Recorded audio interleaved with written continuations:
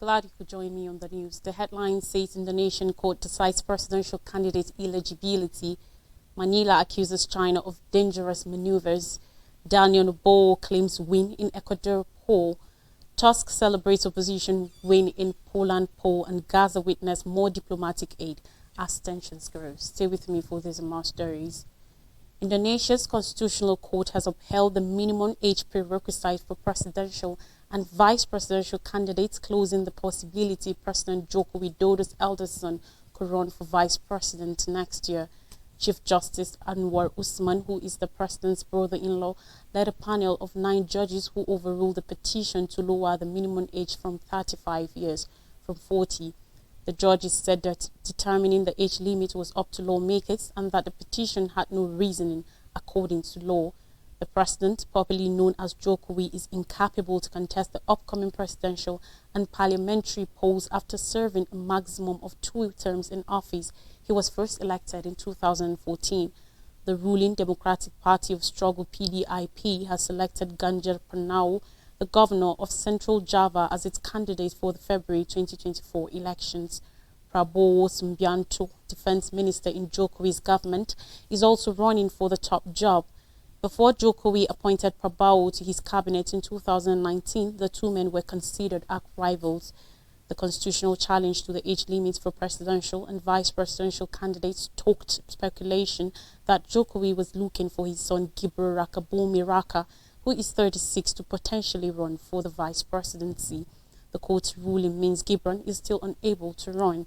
The court had received 7 judicial review requests calling for the age limit to be lowered to 35, including from the Indonesian Solidarity Party, known for its appeal to younger votes. Jokowi's youngest son, Kaesang Pangarep, recently became the party's chair. Gibran is presently the mayor of Surakarta City, also known as Solo, and has not publicly expressed an interest in running in the February elections. But some politicians supporting Prabowo's campaign had called for Gibran to become his running mate, further fueling interest in the Constitutional Court's ruling. If one of Jokowi's children does eventually run for the president, he will not be the first Indonesian president to create a political dynasty. Megawati Soekarnoputri, who became president in 2001, the first woman to do so, is the daughter of Indonesia's first president, Sukarno. Even Prabowo, one of the leading candidates in the February 2024 elections, is the former son-in-law of Indonesia's late dictator, General Muhammad Suharto.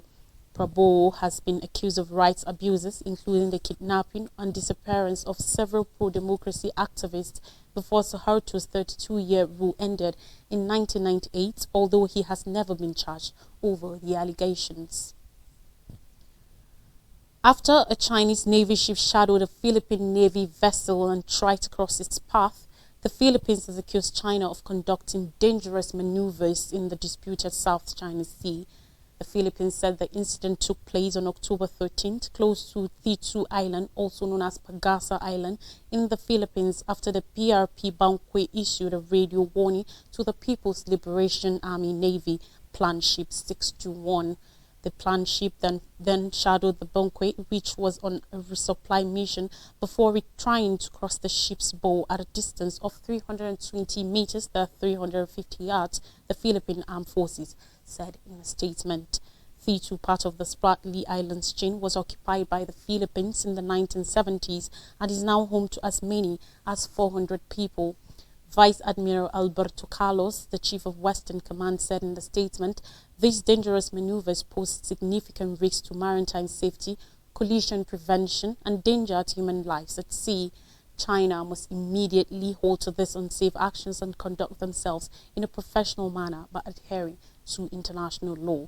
The Philippines and China, which claims almost the whole South China Sea, have had several encounters in recent months in areas within Manila's 200 nautical mile, 370-kilometer exclusive economic zone, EEZ.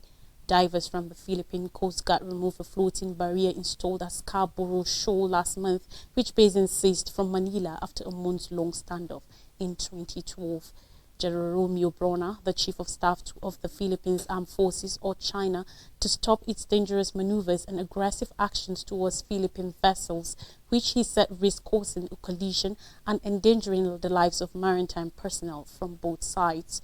Numerous incidents have also been reported at Second Thomas Shoal during resupply missions to the Sierra Madre, which the Philippines deliberately grounded on the reef in 1999 in an attempt to bolster its claim to the waters.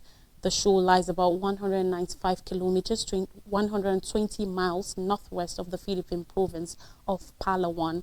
The Permanent Court of Arbitration in The Hague ruled in 2016 China's claim to the South China Sea had no legal basis, but Beijing has ignored the decision, expanding and developing military outposts in the disputed waters and deploying its fishing fleets, maritime militias and coast guard to assert its claim.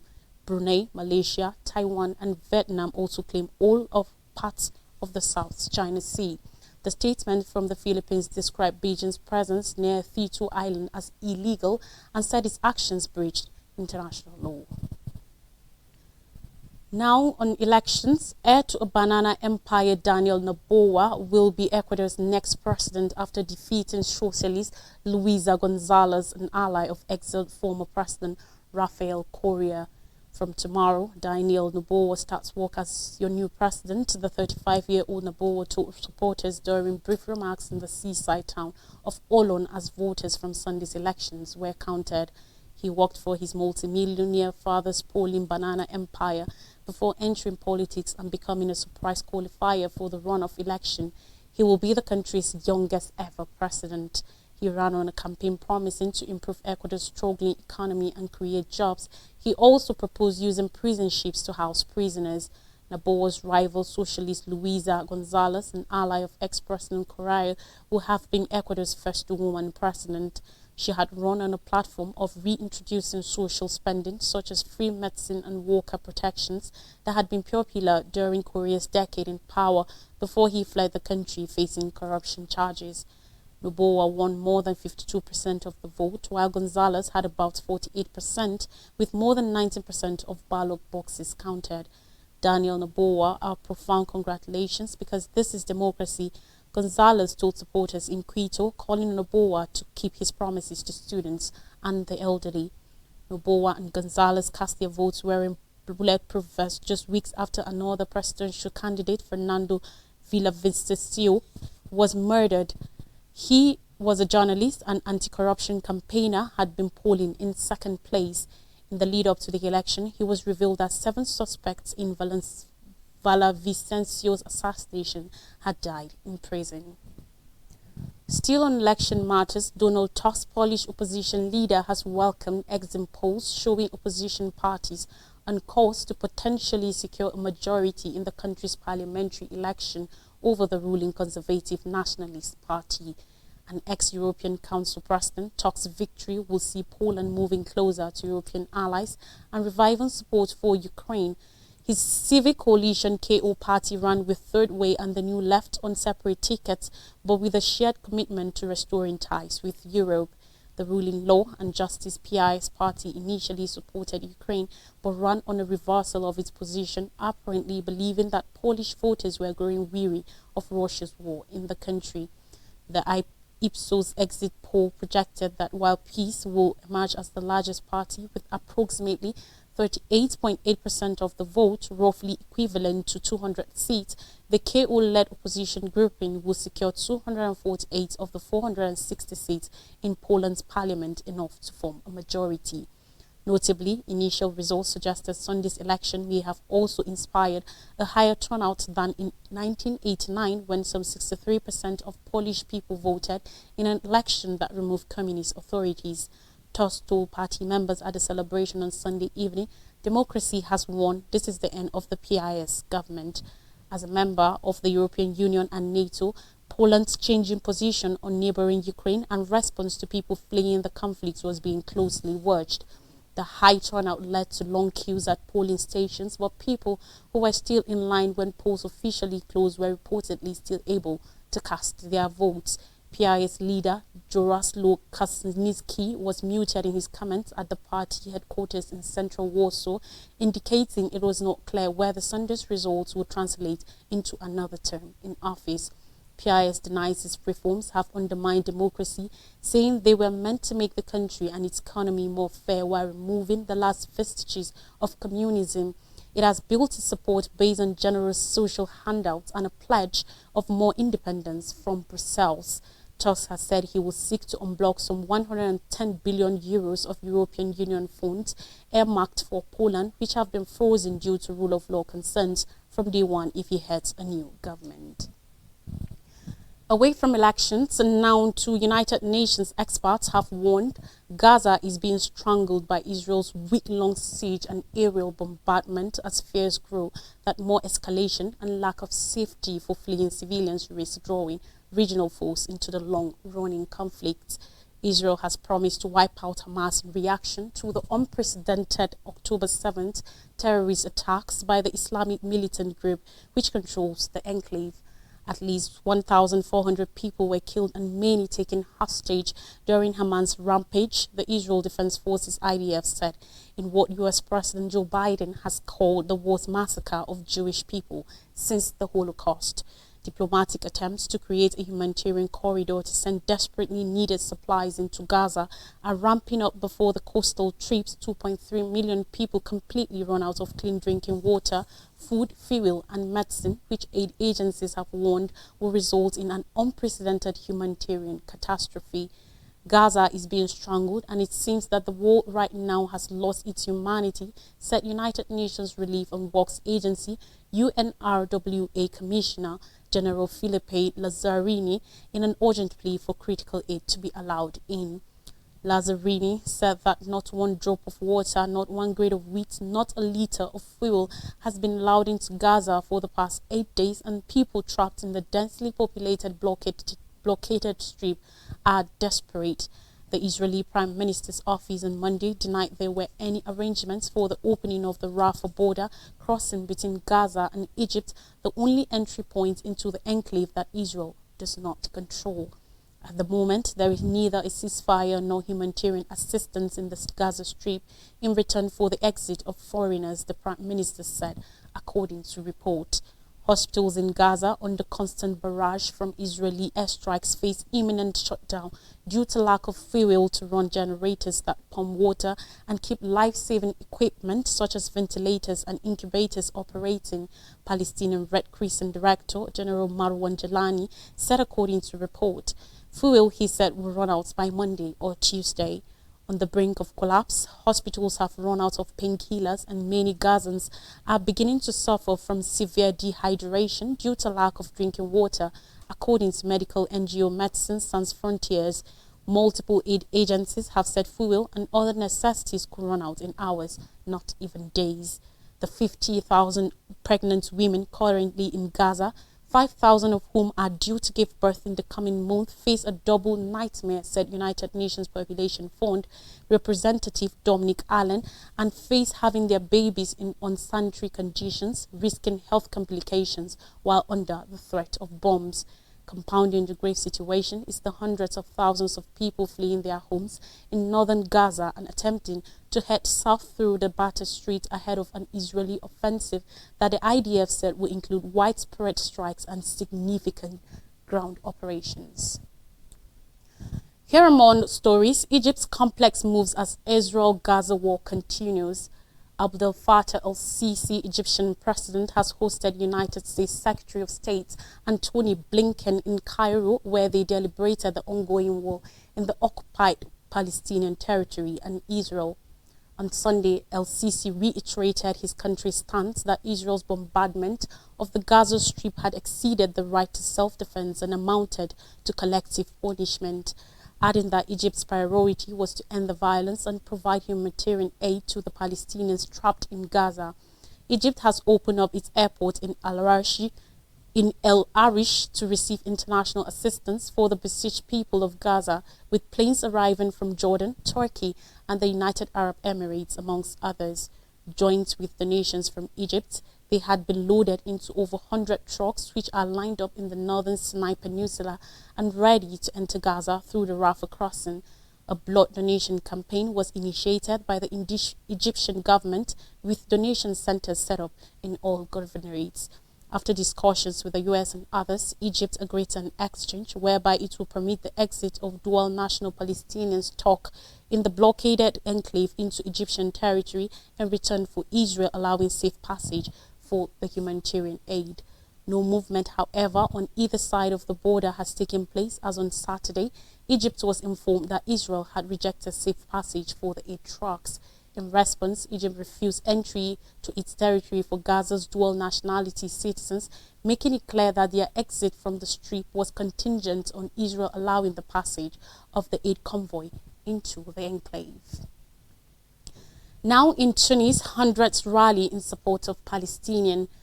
Numerous Tunisians from various political and ideological backgrounds came together in Tunis to express their staunch support for the Palestinian people. The protest drew attention to the horrible situation in Gaza, where around 1 million residents have been displaced due to a week of intensive Israeli bombardment. About 1 million residents have been displaced in the Gaza Strip by a week of heavy Israeli bombardments carried out in reaction to a bloody and unprecedented attack by the Hamas militants on Saturday, 7th October. The intensification of violence in the region has resulted in a major humanitarian crisis, instigating Tunisians to voice their concern and empathy. Now let's take a quick break, and when we come back, more stories coming your way, particularly from Nigeria. Do stay with us.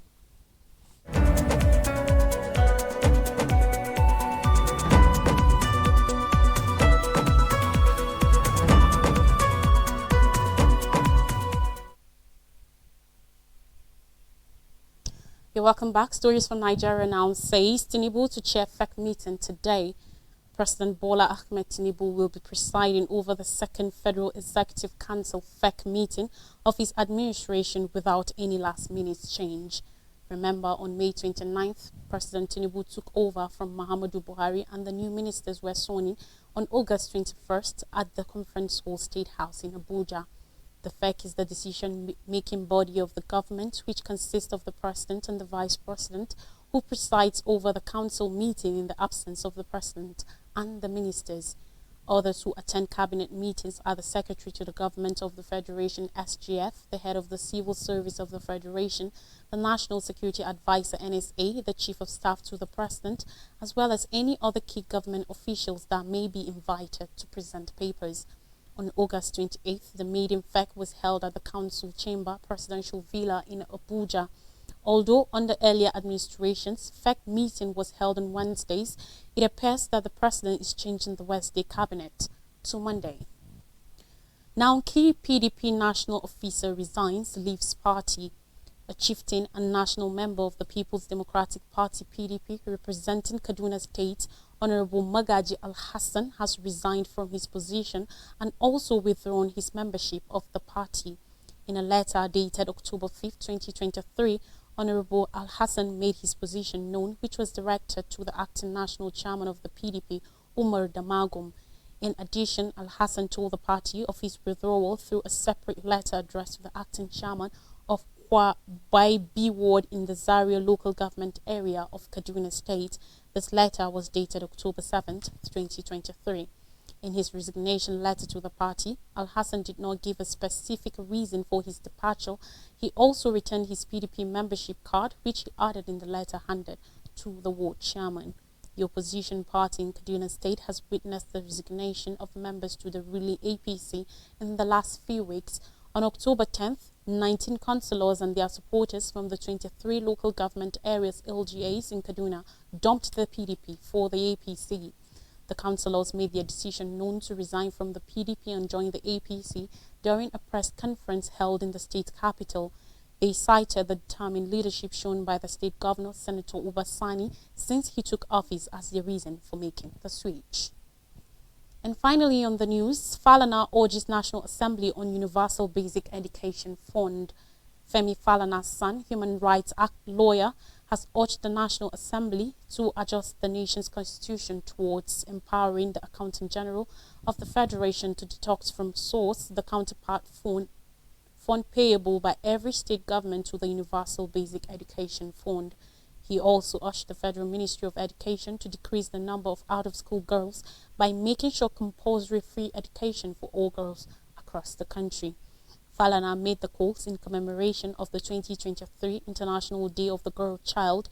He called on the members of the House of Representatives to pass a resolution on the implementation of Child's Rights Act 2003 and the Compulsory Free Universal Basic Education Act 2004. His call followed the adoption of a motion raised by a representative, Kafilat Ogbara, APC Lagos. The legislator had said the last survey by UNICEF showed that 18.5 million children were out of school in Nigeria, 60% of whom were girls.